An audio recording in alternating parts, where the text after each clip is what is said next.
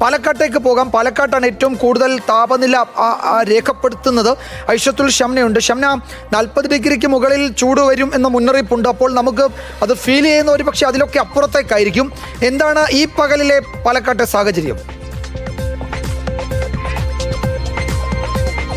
വിജയകുമാർ, തീർച്ചയായും പാലക്കാട് വലിയ ചൂടാണ്. കഴിഞ്ഞ ദിവസങ്ങളിലൊക്കെയായി റെക്കോർഡ് മറികടക്കുന്ന താപനിലയായിരുന്നു. ഇപ്പോൾ ഒരു 35 ഡിഗ്രി ഒക്കെ താപനിലയാണെങ്കിലും നമുക്കത് 40 ഡിഗ്രി ആയിട്ടൊക്കെ അനുഭവപ്പെടുന്ന സാഹചര്യമാണ്. നമ്മളിപ്പോൾ ഉള്ളത് ഈ പ്രദേശത്ത് മീനുകൾ കൂട്ടത്തോടെ ചത്തുപൊങ്ങിയൊരു മേഖലയിലാണ്. അതായത് ഈ ചൂട് കൂടുമ്പോൾ അത് കാര്യമായി തന്നെ നേരിട്ട് ബാധിക്കുന്ന കുറേ അധികം മനുഷ്യരുണ്ട്. അതിൽ പ്രധാനമായും ഈ മത്സ്യകർഷകരുടെ കാര്യമാണ് എടുത്തു പറയേണ്ടത്. ഈ ചൂട് കൂടുന്തോറും ഈ മീനുകൾ ഇങ്ങനെ കൂട്ടത്തോടെ ചത്തുപൊങ്ങുകയാണ്. ചേട്ടാ, ഇതിപ്പോ ഒരു ഭാഗം മാത്രം എടുത്തിട്ടാണോ ഇത്രയധികം മീനുകൾ?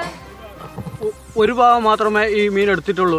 ഇനി ഇതിൻ്റെ അടിയിൽ കൂടുതൽ ചണ്ടിൻ്റെ ഉള്ളിൽ താന്ന് കിടക്കുന്നുണ്ട്. ഇത് വാരണമെങ്കിൽ കുറേ പണികൾ വരും. ഒരു 10 ദിവസത്തിൻ്റെ പണി വരും. ഒരാൾക്ക് 1000 രൂപ വരെ വെച്ച് കൂലി കൊടുക്കുന്നതാണ്. ഇത് വാരാൻ പറഞ്ഞാൽ ഇന്ന് വരില്ല. ഈ പ്രദേശത്തിൽ നാറ്റങ്ങളും സ്മെല്ലുകളും വരുന്നതാണ്. ഇതിനെന്താണെന്നുള്ളത് ചെയ്യണം. ഇത്രയും മീനുകൾ ചത്ത് നശിച്ചു പോവുക. ഞങ്ങൾ ഈ ലോൺ എടുത്തിട്ടാണ് ഈ കൃഷികളൊക്കെ ചെയ്യുന്നത്. ഒരു ഓണറാണ് ചെയ്യുന്നത്. ഇത് സുമതി മുരളീധരൻ എന്ന് പറയുന്ന ആളുകൾ, അവര് പാട്ടത്തിനെടുത്ത് കൃഷി ചെയ്യുന്നതാണ് ഈ കുളത്തിൽ. ഇത് അവർ നമുക്കൊപ്പമുണ്ട്. ചേച്ചി, ഇതിപ്പോ ഏകദേശം വിളവെടുക്കാറായ ഈ ഏപ്രിൽ 28-ന് ഞങ്ങൾ വിളവെടുക്കണം പറഞ്ഞ് നിന്നതാണ്. അപ്പോഴേക്കാണ് ഇങ്ങനെ ഒരു പരിസ്ഥിതി വന്നത്. ഇനിയിപ്പോൾ മുഴുവൻ ചൂടുകാലം എന്നാണ് ഉദ്ദേശം. ഇപ്പോൾ മുഴുവൻ മീനും ചത്തുപൊന്തിയിട്ട് ഒന്നുമില്ലാതെ ഇനിയിപ്പോൾ ഞങ്ങളുടെ മുതൽ ഇത്രയും നഷ്ടപ്പെട്ടിട്ടുണ്ട്. മിനിമം 1.5 ലക്ഷത്തോളം പോയിട്ടുണ്ട്.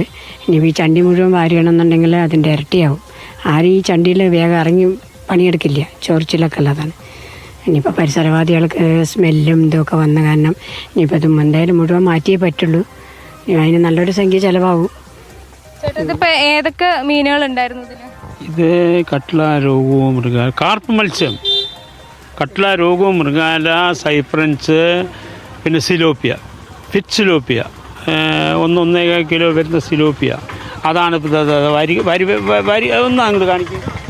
അതാണ് ആ ദൃശ്യങ്ങളിൽ നിന്ന് നമുക്ക് കാണാം. ഇതിപ്പോൾ ഒരു ഭാഗത്തുനിന്ന് മാത്രം എടുത്ത മീനുകളാണ് ഈ മേഖലയിലുള്ളത്. അതിനപ്പുറത്തേക്ക് ആ കുളത്തിന്റെ ഒക്കെ ചൂട് ക്രമാതീതമായി ഉയർന്നത് കൊണ്ട്, വെള്ളത്തിൽ ചൂട് ഉയർന്നത് കൊണ്ട് സംഭവിച്ചതാണോ അതോ മറ്റെന്തെങ്കിലും സാധ്യതയുണ്ടോ? നമ്മൾ അതുകൂടി പരിശോധിക്കേണ്ടതാണ്. എന്റെ സംശയം വന്നത്, അതായത് നേരത്തെ വിജയ് ചോദിച്ചു, അതായത് ഈ ചൂട് കൂടുമ്പോൾ വെള്ളത്തിന് ചൂട് കൂടുമല്ലോ, അതുകൊണ്ട് മാത്രമാണോ അതോ മറ്റെന്തെങ്കിലും ഈ സാമൂഹ്യ വിരുദ്ധരൊക്കെ സാധാരണ വിഷങ്കലക്കലൊക്കെ ഉണ്ട്? ഇനി അങ്ങനെ അത്തരമൊരു സാധ്യതയുണ്ടോ ഷംന? അവിടെ ഇത് കണ്ടിട്ട് വല്ലാത്ത ബുദ്ധിമുട്ട്. കാരണം ഒരാളുടെ എത്രയോ കാലത്തെ അധ്വാനവും പണനിക്ഷേപവുമാണ് അതല്ലേ?